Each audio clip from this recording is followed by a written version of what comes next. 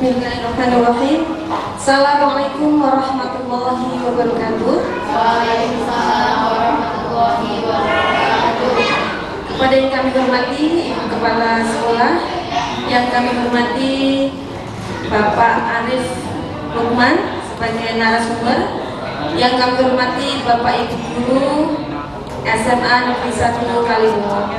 Pertama dan utama, marilah kita senantiasa memanjatkan rasa syukur kehadirat Allah Subhanahu wa taala bihaulina alhamdulillahirabbil alamin, bahwa pada siang atau pagi hari ini kita dapat bertemu dan memenuhi undangan dalam acara diseminasi aksi nyata berbagi budaya positif.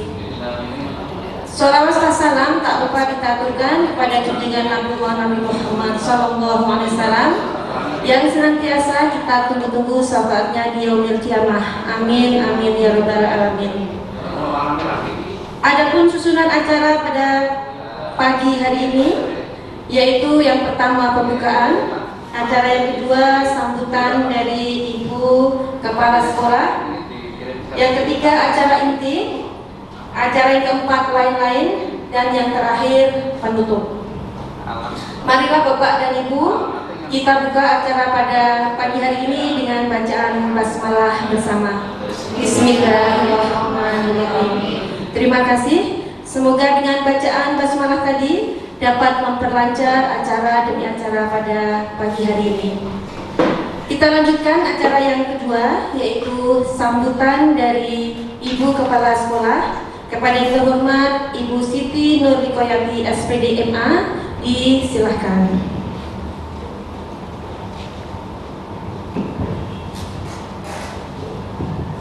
Bismillahirrahmanirrahim. Assalamualaikum warahmatullahi wabarakatuh. Waalaikumsalam warahmatullahi wabarakatuh. Bapak Ibu yang kita hormati, alhamdulillah siang hari ini kita masih berada di sini, masih sehat walafiat, tak kurang suatu apa.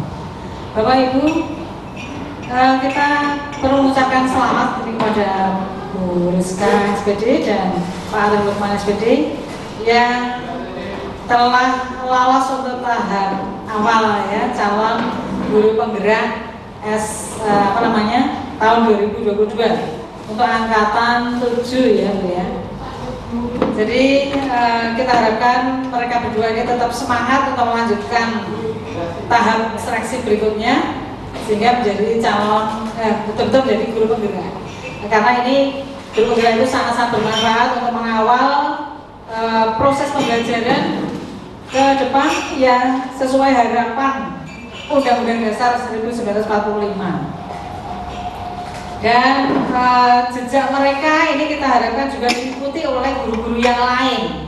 Sehingga kalau semua guru nanti adalah guru-guru penggerak, maka insya Allah kedepannya itu eksisitas kita akan terjaga sebagai guru-guru yang memang siap melayani umat, siap melayani siswa dan masyarakat sebagai pengguna layanan pendidikan. Juga mutu pendidikan nanti kita harapkan memang makin sesuai dengan amanat Undang-Undang Dasar 1945, harapan pemerintah. Jadi tetap mari kita positive thinking terhadap apa yang diprogramkan oleh pemerintah, kita laksanakan sebaik mungkin. Awalnya memang mungkin terasa agak berat, ini pengalaman dari yang angkatan sebelumnya ya, Bu Mulyani CS ini sudah merasakan ya memang awalnya itu agak berat ya, tetapi begitu sudah memasuki ke tahap berikutnya, merasakan nikmatnya dan manfaatnya. Oke, jadi kita lihat juga ada perubahan yang sangat signifikan, makin baik proses layanan pendidikannya, proses pembelajarannya, dan siswa-siswa kita pun saya kira juga makin menikmati.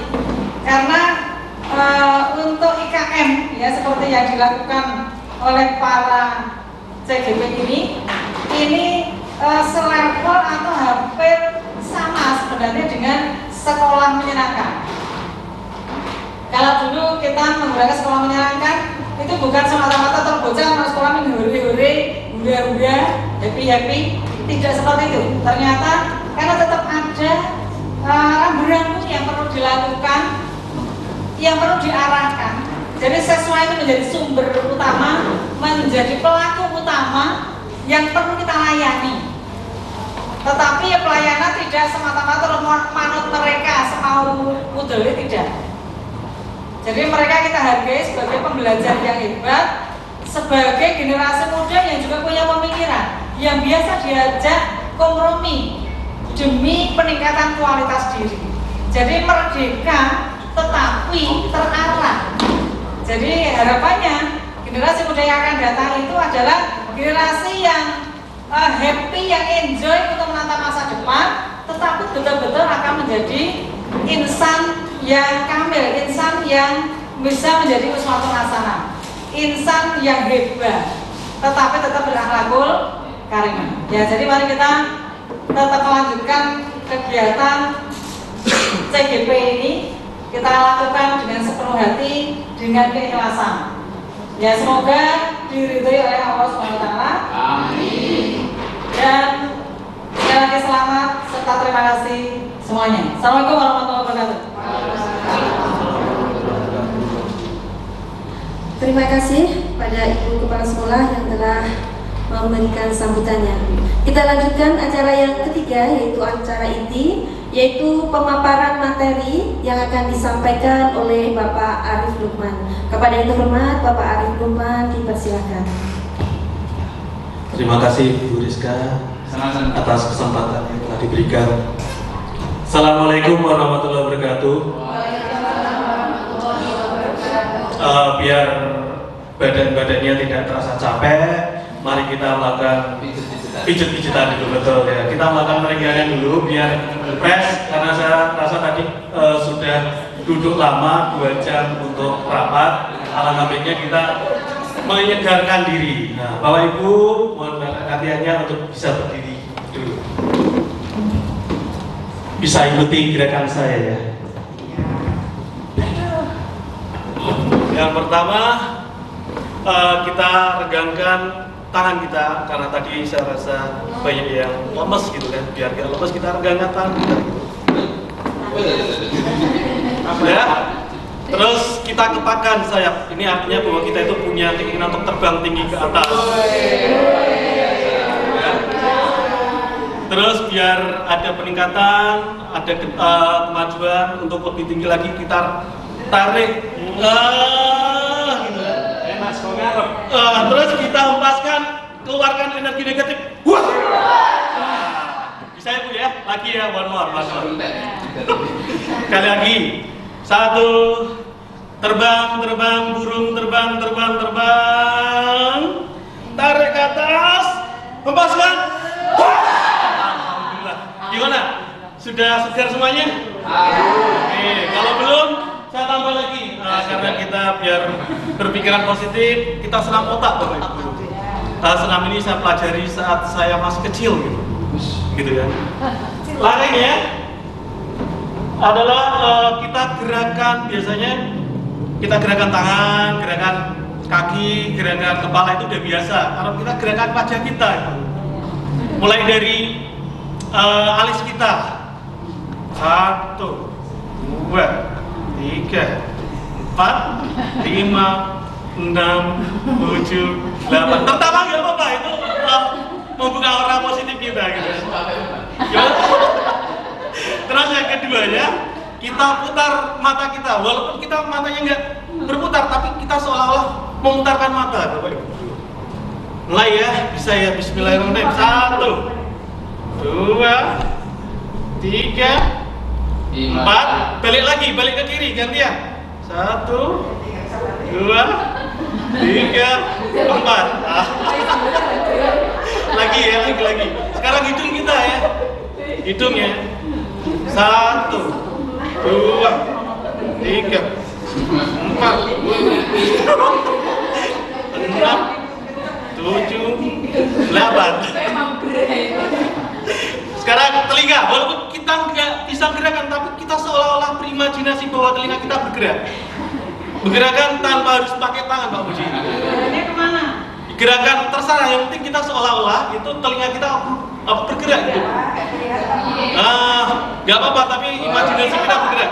1, 2, 3, 4, 4, 5, 6, 7, 8. Oke.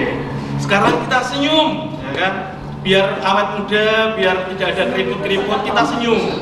Senyum selebar-lebarnya, kalau bisa giginya jangan kelihatan. Senyum tanpa gigi kelihatan. Tahan dengan kedua jari. Tusuk. Oke, terima kasih Bapak Ibu. Luar biasa. Alhamdulillah. Gimana perasaannya setelah kita melakukan ice breaking? Karena tadi saya lihat habis rapat 1,5 jam kalau kurang lebih, agak lesu gitu Bapak Ibu. Saya perlu pakai mic nggak ya? Oh, perlu ya. Aduh. Ya, Bapak Ibu guru, kami di sini saya sama Bu Rizka ingin sharing, ingin diskusi, ingin berbagi apa yang kami dapatkan dalam pendidikan calon guru penggerak, yaitu pada modul 1.4 tentang budaya positif. Nah, ini kami ada tugas yaitu menyampaikan pemahaman dan pengalaman penerapan budaya positif yang sudah kami pelajari dan kami amalkan di SMA Negeri 1 Kaliwungu. Saya sambil duduk aja karena lebih nyaman untuk duduk. Sambil agak.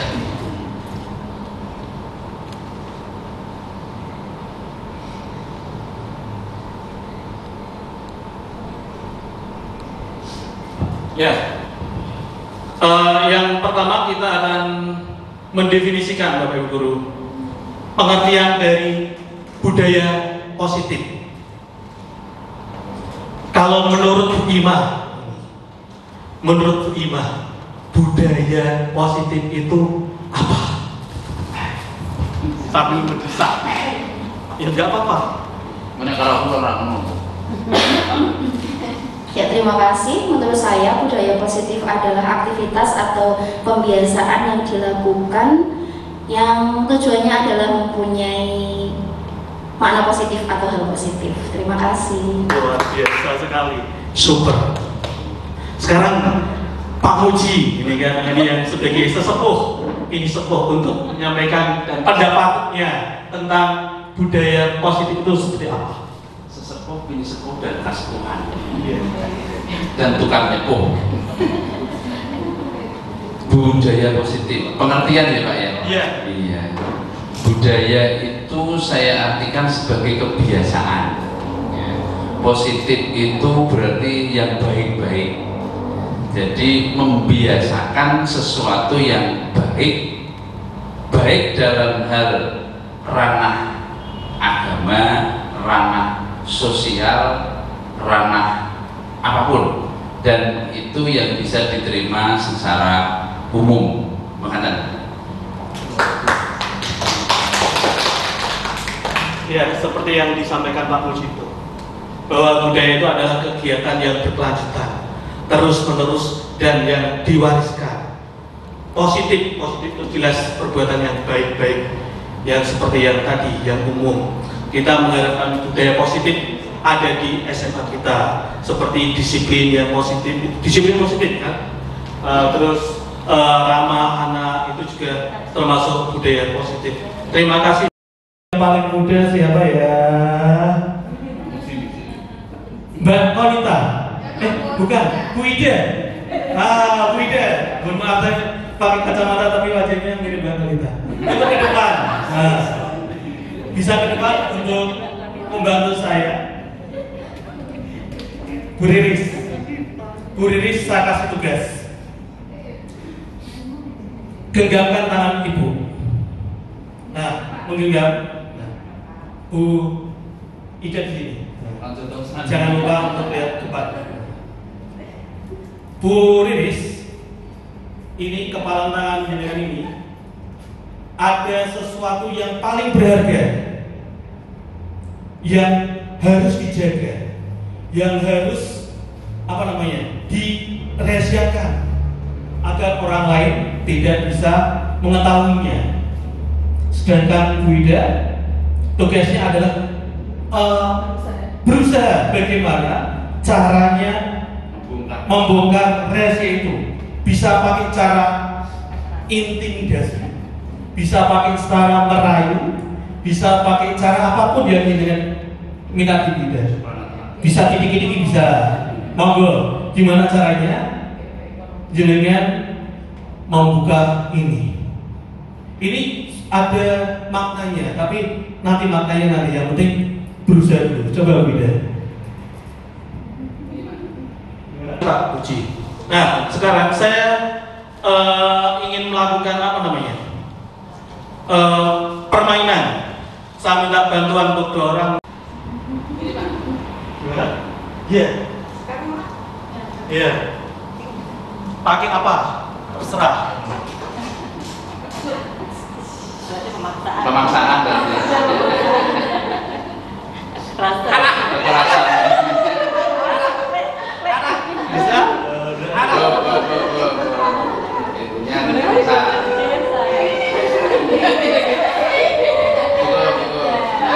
Coba Bu, pakai itu kan pakai kekerasan ya.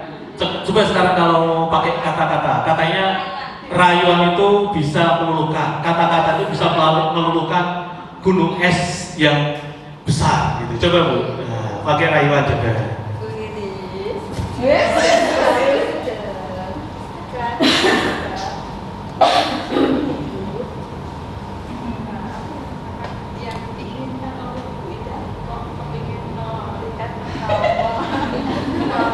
Memiliki apa yang saya simpan di tangannya. Bisa berlama. Menurut mangat batin saya. Oke, terima kasih. Beri tepuk tangan ya. Oke. Nah, sekarang yang jadi pertanyaannya Bapak Ibu Guru. Pertanyaannya adalah dalam kegiatan ini, dalam kegiatan tadi itu, sesungguhnya siapakah yang memegang kendali? Memegang kendali dalam membuka dan mengepal. Apakah Bu Ida atau Bu Rilis? Bu Rilis, cerdas sekali. Bu Ida itu tadi adalah usaha untuk mengontrol, tapi tidak bisa memegang kendali, gitu kan? Mau pakai intimidasi, kekerasan tadi kan gini-gini kan. Terus pakai kerayuan, harusnya yang bisa merayu itu saya. Terus pakai apa lagi Bu? Kata-kata positif, kata-kata negatif, tapi Bu Riris tetap memegang teguh gitu. Berarti dengan kata lain, Bu Ida itu hanya bisa sebagai usaha mengontrol seseorang, sedangkan Bu Riris yang memegang kontrol. Kecuali robot, kalau robot remote mati gitu kan. Kita manusia, berarti kesimpulannya itu. Terus selanjutnya, nah jawabannya yang tadi ada pertanyaannya muncul. Tidak muncul. Kenapa ini nggak muncul? Sebentar. Belum pencet. Kok ini terus?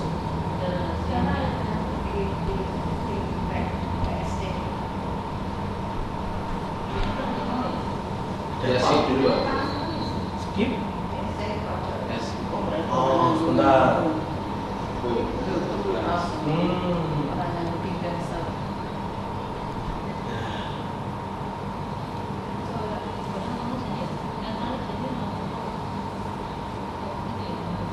Nah ini tadi sudah. Tadi ini adalah kegiatan mengenai menggenggam tangan, mengepalkan tangan. Terus tadi ini pertanyaannya, siapakah memegang kendali kontrol? Tadi sudah sepakat bahwa yang memegang kendali kontrol adalah yang memegang mengepalkan tangan. Sedangkan yang berusaha itu adalah melakukan usaha mengontrol. Saya nggak mau aja karena memegang kontrol gitu. Terus yang ketiga, ilusi bahwa kritik atau hukuman dapat membuka genggaman tadi. tadi Bu Ida memaksa-maksa Bu Riris untuk membuka, gitu kan, membuka-buka. Itu gagal, gitu kan. Walaupun nanti bisa terbuka dengan paksaan, tapi hatinya Bu Riris sakit deh. Sakit Bu Riris sama dengan aturan. Ketika kita membuat aturan, gitu kan, aturan itu tidak tidak sesuai dengan keadaan siswa, dihukum anaknya tanpa ada kata-kata, ada pendekatan, dipaksa ini. Iya, anak itu melakukan, tapi hatinya terluka, dan terluka itu sangat dalam sekali, bahkan bisa membekas sampai dewasa, sampai rumah tangga, dan hafal sama yang menghukum. Gitu. Betul Bu Riris? Nah betul. Terus yang keempat, ilusi bahwa orang dewasa memiliki hak untuk memaksa. Nah, orang dewasa itu artinya orang yang bukan ukurannya dewasa. Tadi Bu Ida ukurannya besar atau kecil tadi? Kecil ya Bu? Sama Bu Riris besar mana? Ukuran badannya. Itu ya, bukan ukuran itunya. Misalkan umurnya, misalkan saya memaksa anak saya, kamu ini, kamu harus gini. Itu emang bisa, tapi sekali lagi akan membuat terluka si anak itu. Gitu. Intinya, yang memegang kontrol dalam peraturan-peraturan itu adalah anak itu sendiri sebenarnya. Bahwa guru itu hanya melakukan usaha mengontrol anak itu. Dengan apa? Dengan peraturan-peraturan itu sebenarnya. Untuk menerapkan budaya positif. Oh iya, nanti kalau andai kata mau tanya jawab, langsung aja tanya jawab ya. Atau gimana aturannya Bu Rizka? Nanti aja bareng-bareng ya Bu Rizka. Oke. Terus selanjutnya, nah, sekarang makna kata disiplin, Bapak Ibu Guru. Setelah saya baca di modul, setelah saya pelajari, disiplin itu sebenarnya dari bahasa luar negeri, ya melalui penyerapan makna atau apa, atau namanya apa Pak? Adopsi kata. Kalau bahasa Indonesia gitu. Kalau dulu saya pelajaran bahasa Indonesia itu nilainya 9 itu. Ada guru yang bilang ini mengadopsi dari luar negeri kata ini, terus dipakai di Indonesia. Nah itu, disiplin itu sebenarnya artinya adalah murid Bapak Ibu Guru, murid atau pengikut, gitu kan. Nah, untuk mengikuti semua aturan atau untuk menjadi pengikut, seorang murid itu harus mengerti yang diikuti, yang diikuti itu seperti apa gitu. Maka akan membentuk suatu kedisiplinan diri, yaitu motivasi internal yang dibutuhkan. Berarti kalau kita menerapkan disiplin sebenarnya bukan untuk hukuman, untuk menegakkan hukuman atau dengan hukuman agar tegaknya kedisiplinan, itu sebenarnya kurang. Kalau bisa ditiadakan hukuman itu. Kita tumbuhkan dulu motivasi diri dari anak itu. Nah, motivasi diri biar anak itu melakukan kedisiplinan. Nah, ini Ki Hajar Dewantara menyatakan bahwa untuk mencapai kemerdekaan atau dalam konteks pendidikan, untuk mencapainya murid harus merdeka. Syarat utamanya adalah harus ada disiplin yang kuat. Disiplin yang dimaksud adalah disiplin diri yang memiliki motivasi internal. Motivasinya itu dalam diri sendiri gitu. Saya mau melakukan ini karena saya ingin apa gitu. Itu di dalam diri kita, bukan karena takut sama Bu Riris misalkan, takut sama Bu Siwi gitu, bukan. Atau takut ingin ini atau ingin mendapatkan ini, itu bukan, tapi karena diri sendiri. Nah, sebenarnya tujuan kita melakukan disiplin itu adalah untuk mendapatkan nilai-nilai yang positif atau nilai-nilai atau nilai-nilai atau tujuan-tujuan yang kita inginkan. Nah, untuk pendidikan, nilai-nilai itu adalah nilai-nilai dari profil pelajar Pancasila. Yang pertama, kedisiplinan itu digunakan untuk membentuk pelajar yang beriman, bertakwa kepada Tuhan Yang Maha Esa, berakhlak mulia. Yang kedua, mandiri, bernalar kritis, berkebinekaan global, bergotong royong, dan kreatif. Nah, ini ada pertanyaan Bapak Ibu Guru. Dijawab dengan jujur. Sebagai seorang pendidik, saat Anda perlu hadir di suatu pelatihan, motivasi apakah yang mendasari tindakan Anda? Optionnya, apakah Anda hadir karena tidak ingin ditegur atasan ini adalah mungkin kepala sekolah. Yang B, Anda ingin dilihat dan dipuji oleh lingkungan itu mungkin Bapak Ibu teman. Yang terakhir, Anda ingin mendapatkan, Anda ingin menjadi pembelajar sepanjang hayat, menjadi orang yang berusaha dan bertanggung jawab. Yang pertanyaannya, manakah motivasi yang paling kuat mendasari tindakan Anda? Atau adakah sesuatu proses perubahan motivasi Anda? Menurut jenengan, siapa ya? Bu Yunifah yang masih muda. Menurut jenengan yang mana Bu? Alasannya apa?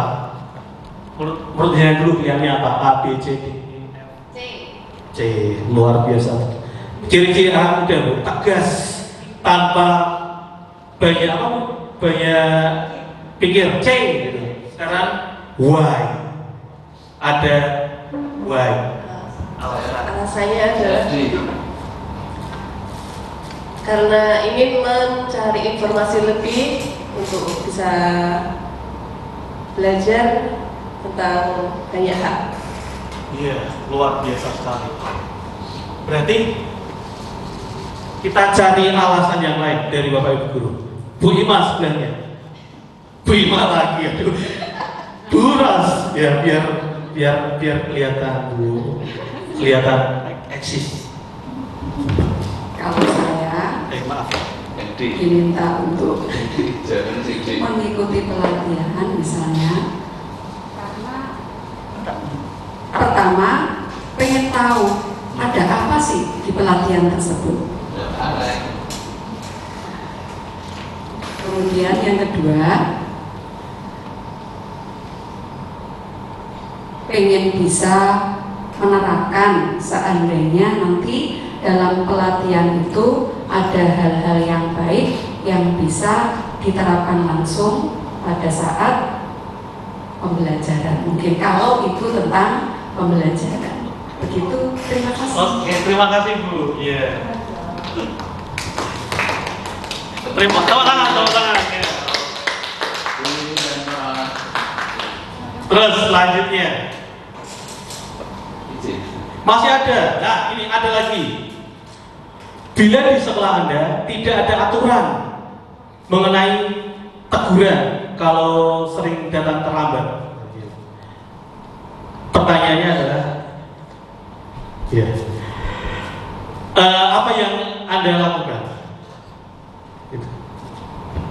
Masih tetap berangkat tepat waktu? Iya, Bu Mulyani, ya, biar kelihatan di kamera. Baik, terima kasih Pak Alex atas kesempatannya. Kalau menurut saya,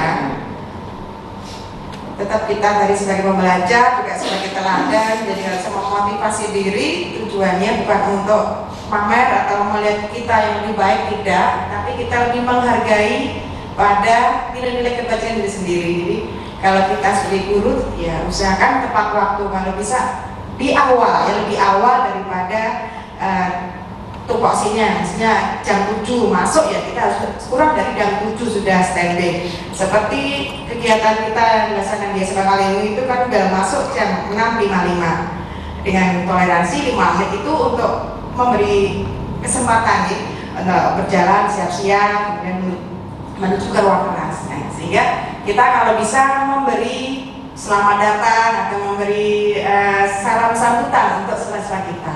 Seperti itu Pak, terima kasih. Luar biasa sekali ya. Jawabannya luar biasa sekali. Nah, Emang betul itu. Yang Bapak Ibu sampaikan tadi itu adalah motivasi dari dalam diri, ya Bapak Ibu guru. Berarti tidak terpengaruh sama orang. Kamu nggak takut sama hukuman, nggak perlu dipuji, tapi benar-benar muncul dalam diri. Nah, sekarang pertanyaan terakhir, biar nanti gantian sama Bu Rizka untuk memaparkan materi selanjutnya. Strategi apa yang selama ini Bapak Ibu guru terapkan agar disiplin positif di Bapak Ibu guru itu berlaku untuk murid-murid? Yang belum, Pak Ratno. Nah, biar strateginya gimana Pak? Ini ahli catur itu kan pandai mengotak-atik strategi. Strateginya gimana Pak?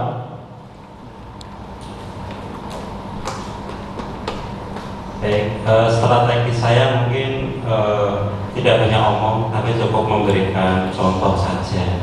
Jadi melalui kebiasaan saya sehari-hari, tujuannya supaya nanti siswa bisa melihat dari saya seperti apa. Betul, itu ya. Strategi yang utama itu adalah trilogi pendidikan itu. Salah satunya adalah kita guru itu di depan memberikan contoh yang baik, gitu kan. Kalau kita memberikan contoh teladan yang baik, insya Allah murid kita akan mengikuti kita, karena guru itu harusnya bisa digugu dan ditiru. Contohnya, kita melarang siswanya jangan berkelahi. Oh, gurunya tukaran, oh, tidak boleh, gitu kan. Jangan merokok misalkan, gurunya merokok, itu nggak boleh gitu. Kecuali kalau muridnya nggak lihat. Kalau muridnya nggak lihat gitu. Itu luar biasa Pak. Dan terima kasih. Oke, selanjutnya biar ada jatah waktu juga untuk Bu Rizka untuk menyampaikan materi. Saya akhiri dari saya. Mohon maaf bila ada kekurangannya. Assalamualaikum warahmatullahi wabarakatuh.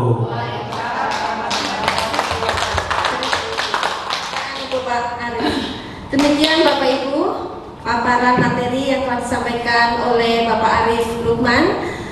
Kepada yang terhormat Bapak Arif Lukman disampaikan terima kasih, dan semoga kita semua dapat menerapkan dalam tugas kita sehari-hari. Dan setelah ini akan dilanjutkan pemaparan materi oleh Ibu Rizka SPD, dan mohon untuk tetap di tempat. Ayo Bu Rizka cepat. Sementara saya tutup dulu. Wassalamualaikum warahmatullahi wabarakatuh. Waalaikumsalam.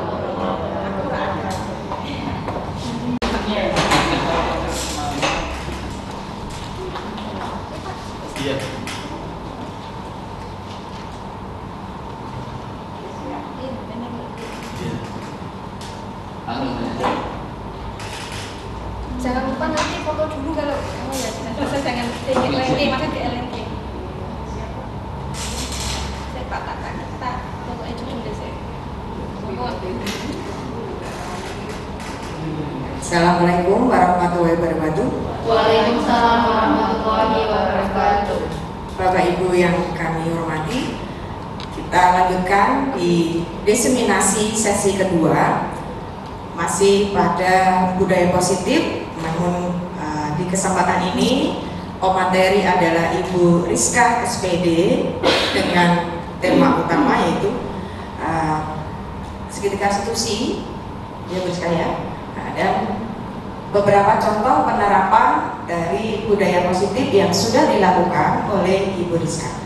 Ya, baik, langsung saja kepada Ibu Rizka kami persilakan. Terima kasih Bu Yani. Assalamualaikum warahmatullahi wabarakatuh. Waalaikumsalam warahmatullahi wabarakatuh. Pertama, saya mengucapkan terima kasih kepada Bapak Ibu yang telah menyempatkan diri memenuhi undangan kami dalam diseminasi kali ini. Dan izinkan saya untuk memaparkan materi tentang penyebaran. Nah, pemaparan atau diseminasi pada hari ini adalah untuk memenuhi tugas kami sebagai calon guru penggerak yang harus mengimbaskan apa yang telah kita peroleh dalam pendidikan calon guru penggerak agar di sekolah kita nantinya budaya positif ini bisa kita terapkan secara bersama-sama sehingga murid-murid kita mempunyai disiplin yang positif. Sebelumnya, saya mengucapkan selamat datang terlebih dahulu kepada guru-guru atau rekan guru yang hebat, dan saya mengajak mari belajar bersama, berkolaborasi, saling mendukung dan mewujudkan disiplin positif untuk sekolah kita tercinta yaitu SMA Negeri 1 Kaliwungu. Yang akan kita pelajari pada siang hari ini yaitu konsep utama pada modul budaya positif yaitu modul 1-4 terdiri dari 1 perubahan paradigma belajar, yang kedua disiplin positif, yang ketiga kebutuhan dasar manusia, yang keempat motivasi perilaku manusia, yang kelima posisi kontrol restitusi, yang keenam keyakinan kelas, dan yang terakhir yaitu segitiga restitusi. Dan ke-7 ini harus kita sampaikan kepada Bapak Ibu. Ke-7 ini harus kita sampaikan kepada Bapak Ibu guru semuanya agar kita semua mengerti dan memahami tentang budaya positif yang seharusnya kita terapkan di lingkungan sekolah kita. Tetapi ada beberapa tadi materi yang telah disampaikan oleh Bapak Arif yaitu tentang disiplin positif dan apa tadi ya, motivasi perilaku manusia, sehingga nanti saya tidak menyampaikan terlalu banyak karena mungkin Bapak Ibu sudah memahami. Nah, yang pertama, materi pertama yaitu tentang pembelajaran dengan paradigma baru. Jadi untuk sekarang ini kita diperkenalkan dan harus melakukan pembelajaran dengan paradigma baru. Apa itu pembelajaran paradigma baru? Yaitu pembelajaran dengan paradigma yang baru yang dirancang berdasarkan prinsip pembelajaran yang terdiferensiasi, ya, sehingga setiap siswa belajar sesuai dengan kebutuhan dari tahap perkembangannya. Jadi Bapak Ibu, murid-murid kita itu mempunyai masa perkembangan yang berbeda-beda, mempunyai kebutuhan yang berbeda-beda, sehingga kita tidak bisa menyeragamkan atau memberlakukan sama antara satu dengan yang lain. Kita harus memahami kebutuhan mereka, sehingga pada saat kita melakukan pembelajaran tidak disamaratakan. Nah, budaya positif tadi sudah disampaikan panjang lebar oleh Bapak Arif Lukman, sehingga untuk materi ini saya lalui ya Bapak ya.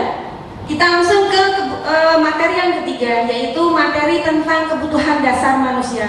Jadi pada dasarnya manusia itu mempunyai beberapa kebutuhan dasar yang harus dipenuhi, terutama untuk anak didik kita, sehingga mereka itu memunculkan beragam ya kebutuhan antara satu dengan yang itu berbeda karena mereka mempunyai kebutuhan yang berbeda-beda. Nah, kebutuhan dasar mereka yaitu yang pertama adalah bertahan hidup, yang kedua kasih sayang dan rasa diterima, kebutuhan yang ketiga itu adalah penguasaan, kebutuhan yang berikutnya yaitu kebebasan, dan yang terakhir kesenangan. Nah, kalau kita perhatikan, ada mungkin anak didik kita yang pada saat-saat tertentu itu melakukan hal-hal yang mungkin kita anggap itu tidak seharusnya. Misalnya mereka ketika kita mengajar, ada anak yang seringnya itu malah tidur, ya, tidak memperhatikan, ngantuk, itu sering mereka lakukan. Nah, ini bukan semata-mata karena mereka itu tidak mau belajar, tetapi mungkin ada kebutuhan yang tidak terpenuhi oleh mereka. Yaitu apa? Satu contoh, karena akibat tidak adanya kebebasan yang dirasakan oleh anak tersebut. Sehingga kita harus memahaminya. kita harus mengetahui dasarnya atau alasannya kenapa anak itu sampai seperti itu. Nah, untuk bisa mengetahui, maka perlu pendekatan yang harus kita lakukan kepada anak-anak kita sehingga nantinya tidak melakukan hal-hal yang sama di kemudian harinya atau di hari-hari berikutnya. Itu salah satu contohnya. Yang berikutnya yaitu materi yang keempat tentang motivasi perilaku manusia. Nah, motivasi perilaku manusia itu terbagi menjadi dua sumbernya, yaitu motivasi yang sifatnya adalah ekstrinsik dan motivasi yang intrinsik. Nah, ada contoh atau beberapa motivasi, diantaranya adalah bahwa seseorang atau anak itu melakukan sesuatu itu karena ingin menghindari ketidaknyamanan dan hukuman. Jadi misalnya ada anak yang mengerjakan tugas atau PR, itu bukan semata-mata ingin tahu tentang pelajarannya atau bahwa dia itu sadar bahwa saya punya kewajiban untuk melakukan tugas, tetapi hanya semata-mata ia tidak ingin dihukum oleh gurunya. Karena mungkin dari pengalaman sebelumnya ada guru yang teman anak itu adalah tidak mengerjakan tugas, terus disuruh mengerjakan mungkin 2 kali atau disuruh mengerjakan di luar dan sebagainya. Jadi ada anak yang melakukan sesuatu itu adalah untuk menghindari hukuman tersebut. Itu adalah motivasi yang ekstrinsik. Jadi motivasi yang berasal dari luar, tidak dari diri sendiri. Terus motivasi yang berikutnya yaitu untuk mendapatkan imbalan atau penghargaan. Ini juga banyak kita jumpai bahwa seseorang atau anak dalam melakukan sesuatu itu adalah karena ada keinginan untuk mendapatkan imbalan atau penghargaan. Mungkin ingin ranking 1, ingin mendapatkan bonus dan sebagainya. Ini juga termasuk motivasi ekstrinsik. Dan yang ketiga yaitu ingin menghargai nilai-nilai kebajikan dari sendiri. Nah, ini Bapak Ibu yang harus kita tanamkan yang ada dalam materi budaya positif. Jadi anak itu diajari ya untuk dapat memunculkan atau menimbulkan motivasi itu dari diri sendiri, jangan karena pengaruh luar, sehingga kalau pengaruh luar itu sifatnya tidak permanen atau tidak berkelanjutan sampai nanti. Beda dengan kalau motivasinya itu dari diri sendiri, maka itu akan lebih menjadi karakter dan ingin motivasi yang baik untuk mengembangkan diri dan selalu melakukan hal yang baik seperti itu. Yang berikutnya tentang konsep disiplin. Ini tadi sudah disampaikan, cuma ini tadi nanti tidak akan nyambung kalau tidak saya sampaikan ketika saya memberikan contoh tentang penerapan budaya disiplin, sehingga sedikit hanya saya akan mengulas sedikit, tidak terlalu banyak karena tadi sudah disampaikan oleh Bapak Arif Lukman. Konsep disiplin itu ada 2 macam, yaitu konsep disiplin yang beridentitas gagal ya, dan konsep disiplin yang beridentitas positif ya, atau sukses. Nah, konsep disiplin yang beridentitas gagal itu ketika kita melatih atau menerapkan pendisiplinan kepada anak itu dengan menggunakan hukuman atau penghargaan. Nah, ini kurang baik untuk kita atau tidak baik untuk kita terapkan, karena dengan kita melakukan hukuman untuk mendisiplinkan anak itu ada sifat atau akibat yang menyakitkan untuk anak kita yang kita hukum. Tidak nyaman, merasa tidak nyaman, dan murid itu akan merasa ketakutan ya. Dan yang lain adalah murid bisa menjadi rendah diri karena pernah dihukum, apalagi kalau hukumannya itu sampai dilakukan secara umum, artinya anak lain, teman lain itu mengetahui hukuman tersebut ya. Misalnya dihukum berdiri di lapangan ya, berpanas-panasan atau berlari di tengah lapangan, itu kan akan dilihat teman-temannya. Nah, ini akan menjadikan anak tersebut menjadi rendah diri dan malu, dan ini harus kita hilangkan. Yang berikutnya yaitu penghargaan. Nah, ini Bapak Ibu ya, ini yang juga harus kita minimalisir. Ya, jangan sampai kita melakukan pendisiplinan anak dengan memberikan penghargaan. Karena dengan memberikan penghargaan ini, motivasi yang ekstensif ini akan membuat hal yang tidak efektif, ya, merusak hubungan, sifat atau membuat sifat iri pada teman-teman yang lain, mematikan kreativitas dan merampas hak menghargai. Karena kita tahu misalnya Ibu Bapak ya, ada anak yang diberi penghargaan, tapi ada anak juga yang sudah berusaha sekuat tenaga, tapi mereka tidak mendapatkan penghargaan. Nah, ini bisa jadi mematikan kreativitasnya. Saya sudah berusaha keras, sudah belajar, tapi kok tidak mendapatkan penghargaan. Ya, apa yang saya lakukan selanjutnya? Akhirnya dia percuma saya berusaha keras seperti itu. Dan yang terakhir yaitu bisa menghukum dengan ranking. Ini juga Bapak Ibu, ini juga seharusnya tidak perlu kita lakukan lagi, ya. Karena dengan memberikan ranking itu bisa jadi untuk anak yang mempunyai ranking atau menempati ranking terakhir itu bisa menjadi down, ya, bisa menjadi rendah diri. Nah, bagaimana caranya agar saya bisa mendapatkan satu? Pasti dia akan malu, padahal mungkin mereka sudah bekerja keras, sudah belajar dengan maksimal, tapi tetap saja mungkin rankingnya ya dia tetap menempati ranking yang di bawah, mungkin 10 besar bawah. Ini akan membuat mereka itu menjadi malu. Dan yang berikutnya adalah disiplin yang mempunyai identitas sukses, ya Bapak Ibu ya. Nah, ini yang pertama adalah konsekuensi, jadi resiko yang harus ditanggung ketika kita melakukan indisipliner atau tidak disiplin. Dan yang kedua yaitu restitusi. Nah, ini baru saya tahu Bapak Ibu tentang restitusi ini ketika kita CGP ini belajar di modul 1.4 ini. Apa itu restitusi? Nah, restitusi itu apa? Yaitu proses menciptakan kondisi bagi murid untuk memperbaiki kesalahan mereka sehingga bisa kembali pada kelompok mereka dengan karakter yang lebih baik atau lebih kuat. Ini menurut Gosen ya 2004. Nah, ciri-ciri restitusi yang nanti bisa kita terapkan di SMA kita itu adalah bahwa restitusi bukan menebus kesalahan. Ya, jadi mereka itu ketika melakukan kesalahan dan melakukan hal yang baik itu bukan berarti dia itu telah menebus kesalahan yang sudah dilakukan. Misalnya kemarin itu yang saya terapkan itu ada anak yang tidak mengerjakan tugas. Nah, terus saya tanya, apa yang akan kamu lakukan untuk memperbaiki diri? Dia katanya karena kesalahannya tidak mengerjakan kelas adalah membantu orang tua, maka dia akan berusaha untuk mengerjakan lebih awal, tidak menunda-nunda waktu mengerjakan.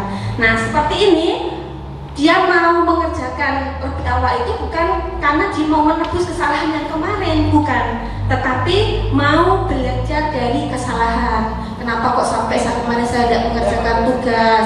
Nah, ini karena dia waktunya mepet, tidak langsung dikerjakan, tapi menunda waktu sampai hari hanya harus dikerjakan. Ternyata dia disuruh orang tuanya membantu bekerja, sehingga dia tidak punya waktu atau kesempatan untuk mengerjakan tugas. Padahal itu bisa dilakukan waktu yang sebelumnya, sehingga dia akan berusaha untuk mengerjakan tidak menunda waktu. Yang kedua, memperbaiki hubungan. Yang ketiga adalah tawaran, bukan paksaan. Jadi kita tidak boleh memaksa anak untuk melakukan sesuatu dalam restitusi ini. Jadi anak dibiarkan untuk melakukan hal baik itu atas keyakinan sendiri, ya, dengan maksud memperbaiki kesalahan yang telah diperbuat. Nah, oleh sebab itu kita perlu membuat keyakinan kelas yang harus disepakati bersama-sama di dalam kelas. Berikutnya adalah menuntun anak-anak untuk melihat ke dalam diri, ya.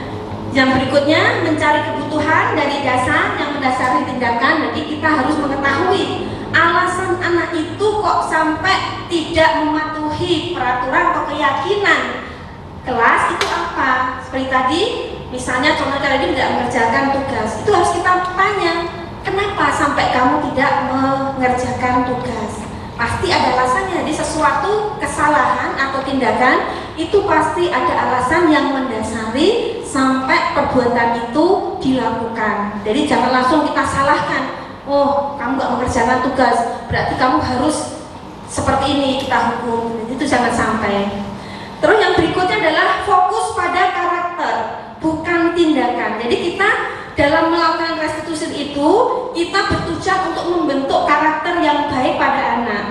Semakin bertanggung jawab, semakin berdisiplin dan sebagainya.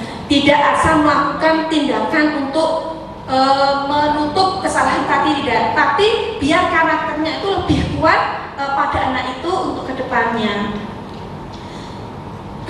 Terus menguatkan dan fokus pada solusi. Jadi tidak asal menyalahkan saja, tidak hanya memarahi dengan mengingatkan kesalahannya, tapi kita memberikan solusi ke depannya itu anak harus bagaimana agar anak itu tidak melakukan kesalahan lagi yang sama dan semakin karakternya itu baik untuk ke depannya. Nah sekarang satu contoh, ada perbedaan kasus ya. Ada kasus misalnya tadi siswa sering tidak mengerjakan PR. Nah ini bedanya apa?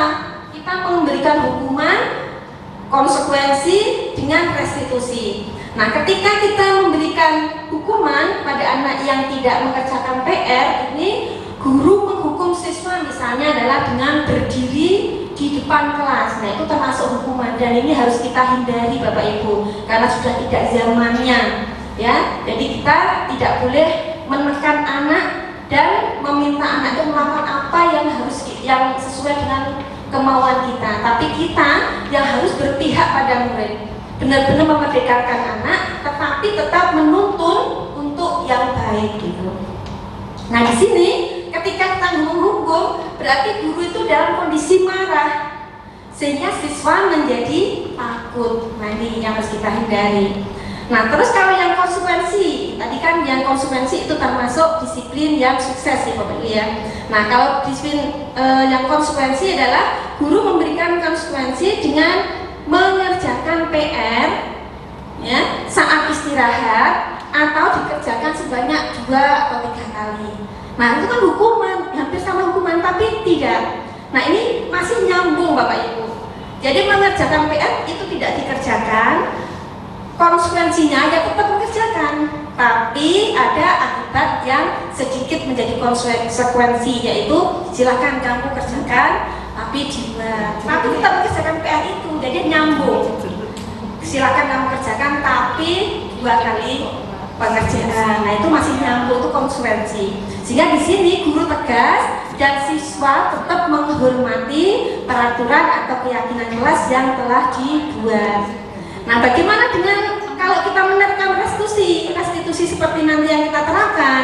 Nah di sini guru menanyakan keyakinan kelas Bapak Ibu, sehingga saya ulang lagi bahwa Bapak Ibu harus membuat keyakinan kelas dulu sebelum pembelajaran. Nah Bapak Ibu pasti sudah melakukan karena kita sudah melakukan menerapkan kurikulum merdeka. Nah ini pasti Bapak Ibu sudah membuat keyakinan kesepakatan kelas yang harus kita laksanakan bersama. Nah ini ketika anak melakukan indisiplin atau tidak disiplin adalah guru menanyakan keyakinan kelas lagi ya, sampai tidak mengerjakan PR, berarti kan anak tersebut telah melanggar keyakinan kelas. Dan itu kita tanyakan, keyakinan kelas mana yang sudah kamu langgar kira-kira. Nah nanti anak-anak sudah mengingat lagi. Kalau tidak ingat pasti sudah ada rumusan yang mungkin ditempel atau didokumenkan. Nah ini kita suruh membaca lagi dan mengingat lagi sehingga mereka tahu, oh iya saya melanggar keyakinan kelas. Setelah itu guru terbuka dan siswa menghormati diri orang lain. Nah ini akibat dari restitusi tersebut. Nah sekarang posisi kontrol tadi sudah disampaikan oleh Pak Arif Lukman ya Bapak Ibu ya, bahwa posisi kontrol itu ada 5 macam, yaitu sebagai penghukum, sebagai pembuat rasa bersalah, sebagai teman, sebagai pemantau, dan sebagai manajer. Kira-kira Bapak Ibu pernah melakukan posisi yang mana ini Bapak Ibu? Kalau Bu Ima pernah mengalami menjadi posisi yang mana Bapak Bu Ima? Ya, pembelajaran. Atau ada anak yang tidak disiplin atau tidak melakukan hal yang seharusnya, misalnya tadi tidak mengerjakan tugas. Kira-kira ketika menemukan anak tersebut, mungkin pernah ya itu ya. Nah, Bu Ima itu pernah memposisikan di mana? Di teman ya. Kalau Bu Cahyani, Bu Yuni? Di teman ya. Kalau Bu Eko? Oh iya. Sebenarnya juga teman. Sebagai teman. Bu Ros?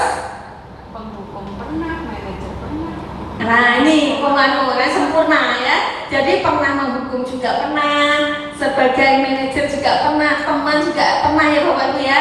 Saya sendiri juga sama Bu. Saya juga pernah menghukum ya. Saya juga pernah sebagai itu pembuat rasa bersalah juga pernah ya Bapak Ibu. Nah posisi itu bagaimana prakteknya? Nah ini ada satu contoh. Contoh penerapannya Bapak Ibu ya. Ini ketika kasus 2 ya ini Bu, misalnya ada siswa yang tidak memakai atribut lengkap ketika upacara.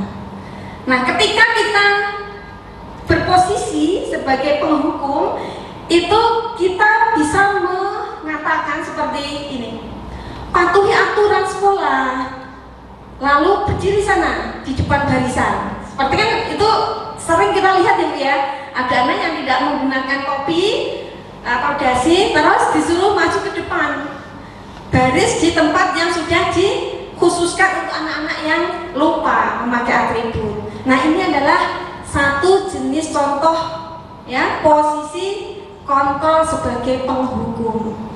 Misalnya kalau PR tadi tidak mengerjakan tugas, juga mungkin gurunya itu menjewer ya, atau disuruh berdiri di depan kelas selama 1 pelajaran penuh. Nah ini juga termasuk penghukum. Terus yang kedua, menjadi pembuat rasa bersalah. Nah ini biasanya dilakukan oleh Bapak Ibu guru itu mengatakan gini: berapa kali Ibu harus memberitahu kamu? Bu guru kecewa sama kamu karena sudah sering saya ingatkan, tapi kamu tetap saja tidak mengerjakan tugas. Nah jadi ada kata-kata yang merendah, memelas, ya kan? Memelas sehingga anak itu merasa bersalah. Ya Allah sakit guruku ya itu berarti pembuat rasa bersalah. Jadi anak itu disuguhkan pembuat salah. Jadi dia itu bersalah gitu ya. Terus kalau sebagai teman yang mungkin tadi Bapak Ibu lakukan ya, ini adalah Bapak Ibu mungkin diantaranya mengatakan ini: ayolah tertib, buat guru bangga. Kali ini tidak apa-apa, saya maafkan, tapi tolong jangan diulang lagi ya. Nah itu kita memposisikan sebagai teman ya Bapak Ibu ya.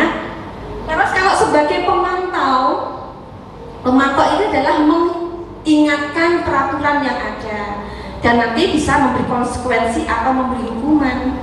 Nah di sini bisa dilakukan guru dengan kamu sudah melanggar, apa peraturan dan konsekuensinya. Jadi mengingatkan aturan yang ada.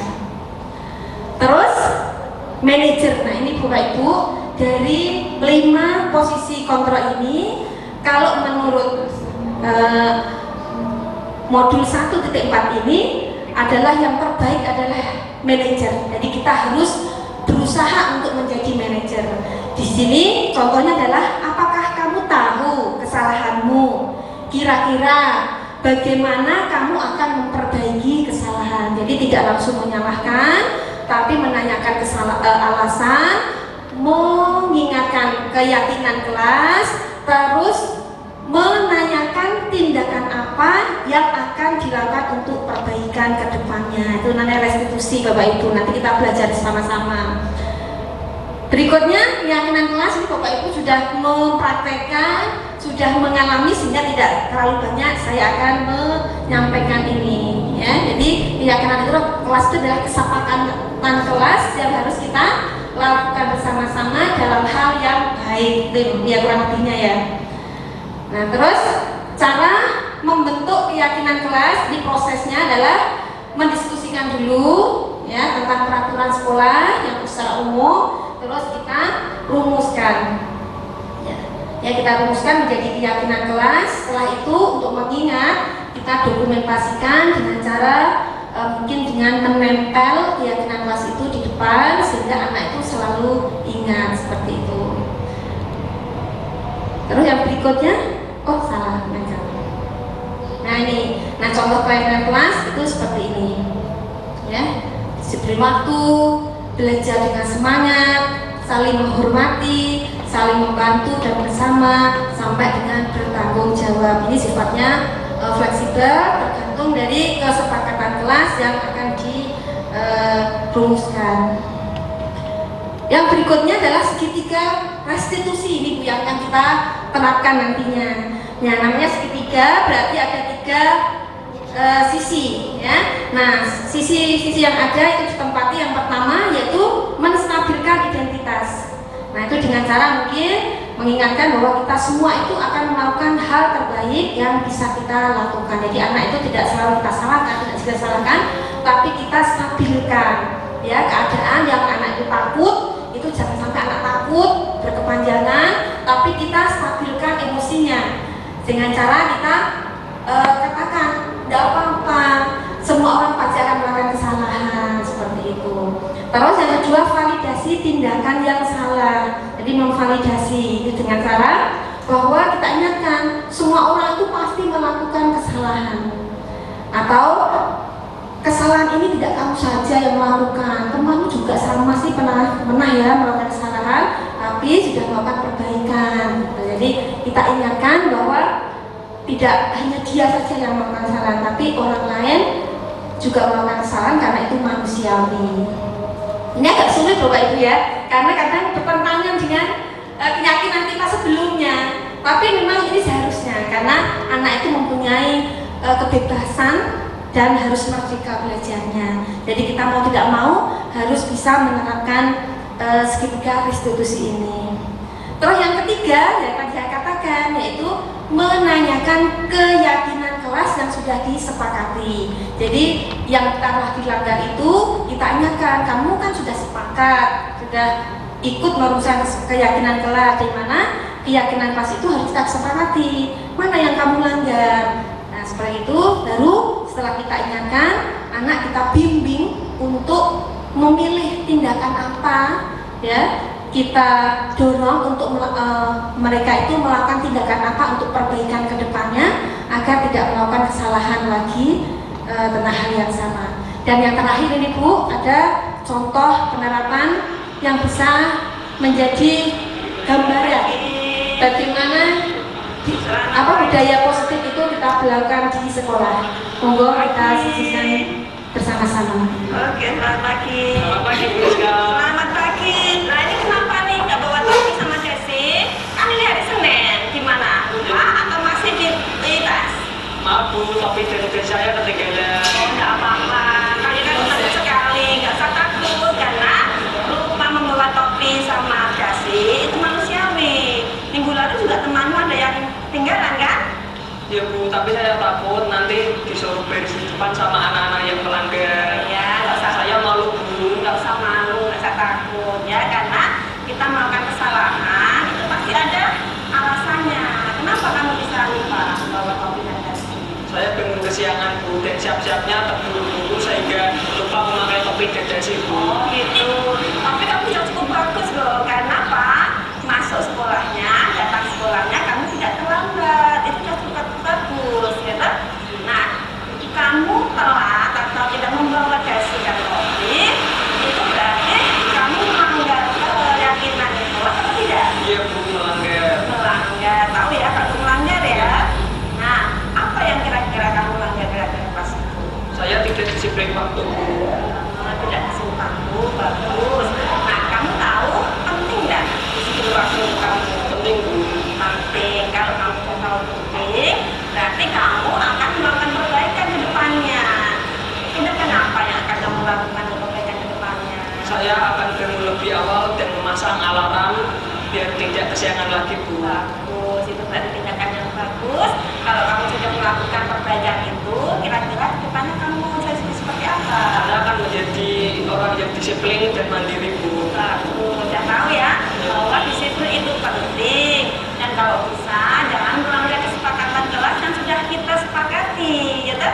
Ya bagus, karena kita tahu udah bisa, udah mau memperbaikinya, silakan gagal masuk dan ikut dalam pelajaran. Ya Bu, terima kasih. Satu contoh lagi Bu. Bapak Ibu ya, terakhir ini.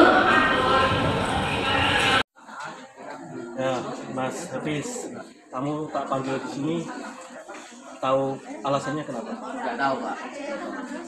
Kemarin saya melihat kamu itu memakai sepatu putih, benar kan? Nah, kalau menurutmu memakai sepatu putih itu diperbolehkan atau enggak? Nggak, Pak. Kamu tahu itu kan? Ya. Terus setiap orang itu kan pasti ada kesalahannya, pernah melakukan kesalahan. Saya pernah melakukan kesalahan, kamu juga pernah melakukan kesalahan pada saat ini kan? Ya, kamu salah, kamu ngaku. Dan setiap kesalahan itu kan pasti ada alasannya. Alasannya kenapa kamu kemarin pakai sepatu putih? Pasti ada alasannya. Nah, alasannya apa mungkin? Kemarin jam kos, Pak. Dan saya pakai sepatu putih. Karena sepatu hitam sudah kotor. Oh gitu. Nah, tetap walaupun jam kosong atau tidak ada pelajaran, sepatu putih itu tetap dipakai. Karena itu sudah aturan yang sudah kita sepakati bersama. Sejak pertama kali kamu masuk di SMA Kaliwung, itu kan sudah ada peraturan-peraturan yang harus dipatuhi. Salah satunya tidak boleh memakai sepatu putih, karena tujuan dari sekolah tidak boleh memakai sepatu putih, pakai sepatu hitam semua. Tujuannya biar tidak ada diskriminasi antara si kaya sama si miskin, semua dianggap sama. Nah, kamu sudah melakukan kesalahan, kamu juga sudah menceritakan alasan ini apa. Terus biar kejadian ini tidak terulang lagi, langkah-langkah yang harus kamu lakukan apa? Biar tidak kamu memakai sepatu putih lagi. Ngapain? Saya tetap bersih sepatu saya, Pak. Jaga tetap bersih. Yang kedua juga tidak apa namanya, walaupun jam kosong atau apa, tetap menghargai peraturan sekolah. Iya. Nah, kalau kamu sudah besar mau jadi apa? Kalau lulus dari SMA mau jadi apa? Jadi dokter. Amin. Cara jadi dokter itu kan harus apa namanya, harus disiplin salah satunya, harus minta apa?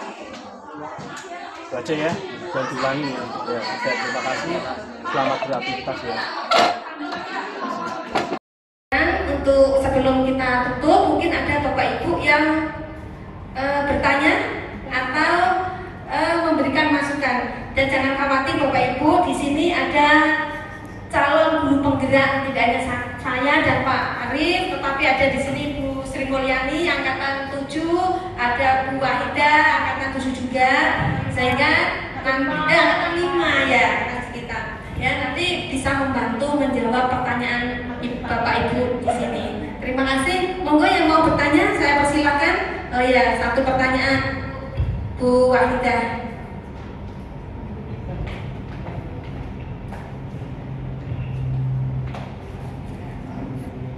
Assalamualaikum warahmatullahi wabarakatuh.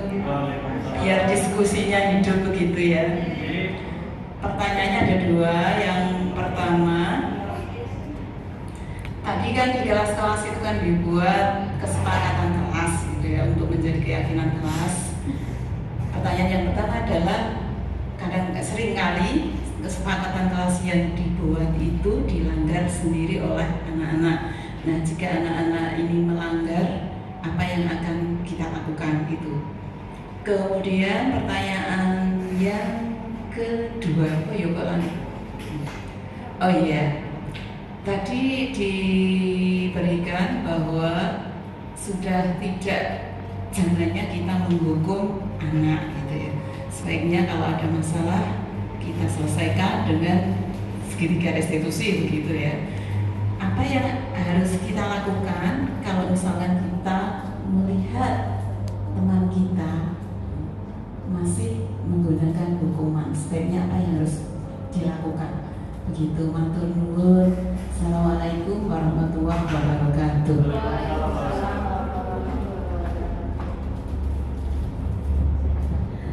Terima kasih Ibu Wahidah yang telah memberikan pertanyaan atau telah bertanya. Yang pertama yaitu bagaimana kalau ada anak yang melanggar kesepakatan kelas yang telah disepakati bersama-sama. Dan yang kedua, bagaimana atau tindakan apa yang harus kita lakukan ketika ada guru yang melakukan hukuman, memberikan hukuman kepada anak yang tidak disiplin seperti itu Ibu ya. Nah di sini ada Pak Arif, jika ada saya, nanti saya juga memberikan tambahan, atau nanti ada calon guru penggerak dari angkatan 5 yang memberikan jawaban. Untuk pertama mungkin Pak Arif dulu yang akan menjawab pertanyaan ini. Terima kasih atas kesempatan yang telah diberikan. Izin untuk membantu ya Pak. Yang pertama, ketika kita sudah membuat kesepakatan kelas sama siswa, sedangkan siswa itu melanggar karena lupa atau karena memang sengaja melanggar, tujuan kita adalah mengingatkan kembali. Kayak tadi kita melakukan segitiga restitusi. Misalkan anak tidak disipliner, tidak memakai sepatu putih, tidak memakai sepatu hitam, padahal kesepakatan kelasnya adalah pakai sepatu hitam, maka kita panggil, kita ingatkan kembali. Kayak tadi pakai segitiga restitusi. Kenapa memakai sepatu putih? Banyak alasannya kenapa. Terus diingatkan kembali, Mas ingat dah, gitu kan? Kenapa pakai? Kenapa? Mas ingat dah tentang keyakinan kelas yang telah kita buat. Ayo, keyakinan kelas apa yang dilanggar? Itu kita ingatkan kembali dan terus mengingatkan kembali. Terus yang kedua, pertanyaan kedua, kalau ada permasalahan kita kan harusnya pakai penyelesaiannya dengan segitiga restitusi gitu. Tapi kalau ada teman, guru, teman sejawat yang masih melakukan hukuman, apa yang harus kita lakukan? Sebenarnya kegiatan ini adalah sebuah sosialisasi sebenarnya untuk mengedukasi, bukan sharing. Sebenarnya ada cara lain selain menghukum, yaitu dengan segitiga restitusi. Sebenarnya itu dua kita. Selain kalau melihat ada teman guru yang masih melakukan hukuman, nah ini kegiatan ini sebenarnya itu adalah edukasi kepada teman-teman, mengajak, menghimbau, kalau bisa jangan menggunakan hukuman. Hukuman itu option terakhir. Kita pakai segitiga restitusi. Itu dari saya, Bu Rizka. Oke, saya akan menjawab pertanyaan Ibu Wahidah. Yang pertama yaitu ketika ada anak yang melanggar kesepakatan kelas yang telah kita buat, bagaimana tindakan kita? Jadi kesepakatan kelas yang kita buat, kita rumuskan bersama-sama, itu kan harus didokumentasikan.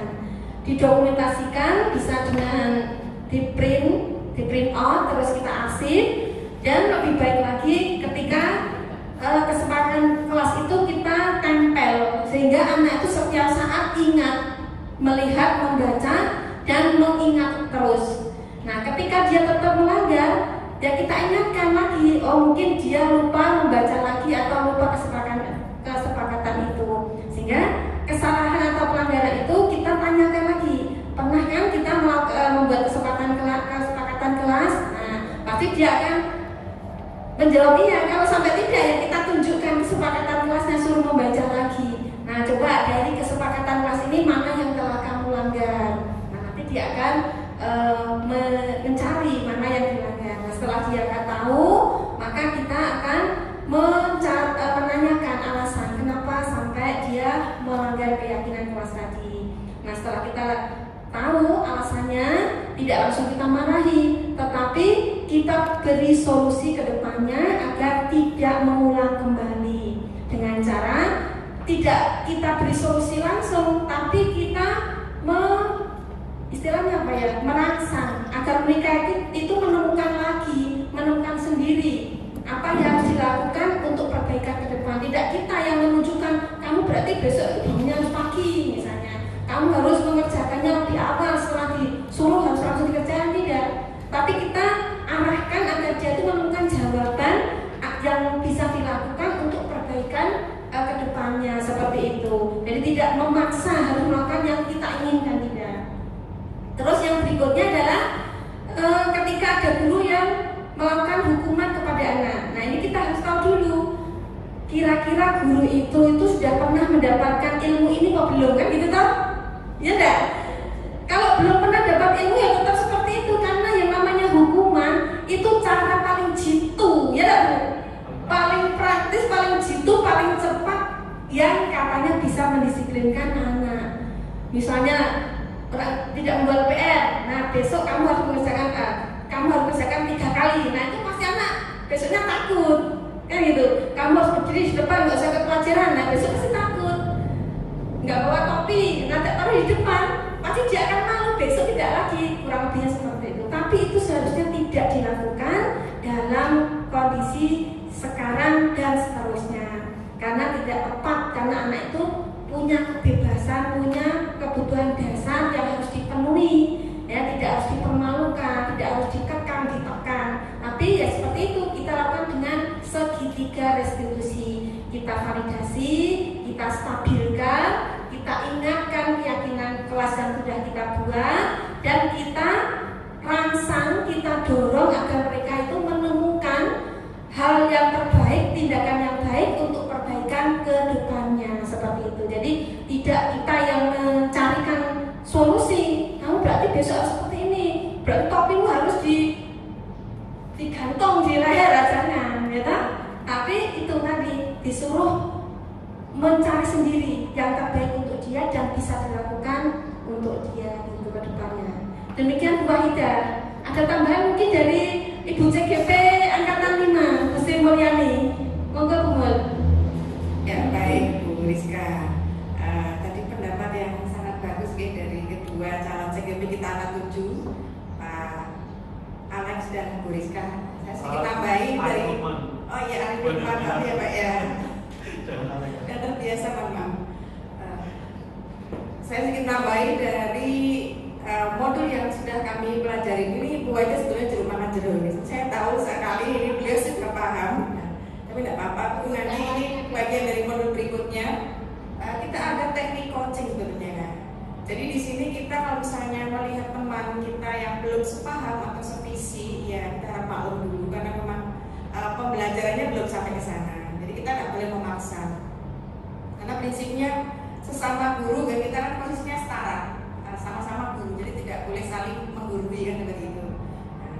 Nah nanti di modul berikutnya itu ada tadi coaching, jadi artinya itu kita sama-sama mencari solusi dari permasalahan itu, tapi dari si guru yang kita ajak menyelesaikan masalah itu dari si gurunya sendiri. Jadi bukan kita yang menunjukkan. Jadi seolah-olah kita tidak menggurui atau merasa lebih pintar atau lebih bisa, yang lebih benar seperti itu. Jadi kita sama-sama. Jadi kita semua CGP dan juga teman-teman yang sudah mendapat diseminasi ini bisa saling bersama-sama gitu Bapak Ibu memperbaiki kebiasaan-kebiasaan dan juga budaya positif yang sudah berjalan di sekolah kita. Saya kira itu saja. Kemudian minat waktu nih Bapak Ibu, mungkin jam 12 kita bisa akhiri bersama. Terima kasih Bu Mul yang telah menambahkan. Dan memang Bu, kita itu baru di modul 1 Bu. Yang coach apa tadi? Coaching itu di modul berikutnya. Nah kita belum sampai sehingga ilmunya itu belum dapat. Nanti kalau kita sudah dapat modul yang berikutnya tentang coaching tadi, kita akan mengimbaskan lagi kepada Bapak Ibu semuanya, sehingga kita bersama-sama berkolaborasi untuk melakukan yang terbaik untuk SMA Negeri 1 Kaliwungu. Begitu Bapak Ibu ya. Terima kasih. Waktu separuhnya saya serahkan Ibu Sri Mulyani dan saya akhiri. Wassalamualaikum warahmatullahi wabarakatuh. Ya Bapak Ibu, mari kita beri aplaus sekali lagi untuk mereka berdua. Terima kasih Bapak Arif Lukman dan juga Ibu Rizka atas paparannya yang sangat luar biasa. Semoga semakin menambah wawasan kita ya, dalam penerapan budaya positif di SMA Negeri 1 Kaliwungu. Terima kasih kami ucapkan kepada Bapak Ibu sekalian atas kerawuhannya, dan kami selaku pembawa acara dan juga mewakili dari panitia mohon maaf jika ada hal yang kurang berkenan. Mari kita tutup bersama kegiatan ini dengan bacaan hamdalah bersama. Saya kiri. Assalamualaikum warahmatullahi wabarakatuh. Mohon maaf untuk bersabar sebentar Bu ya, untuk foto bersama, untuk dokumentasi.